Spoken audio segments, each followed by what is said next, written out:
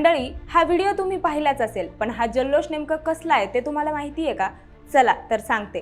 राजस्थान म्हटलं की कोटा फॅक्टरी आली आणि याच कोटा फॅक्टरीत घडलेत हे दोन जुळे भाऊ, मसरूफ अहमद खान आणि मसरूर अहमद खान अशी त्यांची नावं आहेत.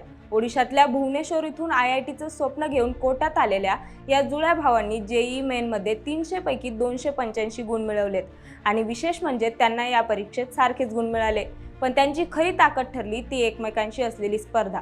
एका टेस्टमध्ये जर एखाद्याचे गुण कमी आले तर दुसरा त्याला प्रेरणा देत असे आणि चुका समजावून पुढील टेस्टसाठी तयारी मजबूत करून घेत असे. विशेष म्हणजे दोघंही लहानपणापासून अभ्यासात खूप हुशार आहेत.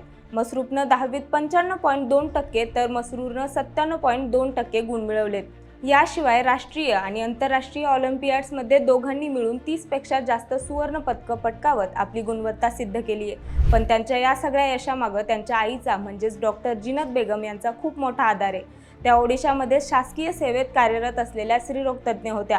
पण मुलांनी इंजिनिअरिंग क्षेत्रात करिअर करण्याचा निर्णय घेतल्यानंतर त्यांनी मुलांच्या शिक्षणाला प्राधान्य देत सरकारी नोकरी सोडली. गेल्या 3 वर्षांपासून डॉक्टर जिनत बेगम कोट्यात राहून दोन्ही मुलांची दिनचर्या, अभ्यास आणि आरोग्याची पूर्ण काळजी घेत आहेत.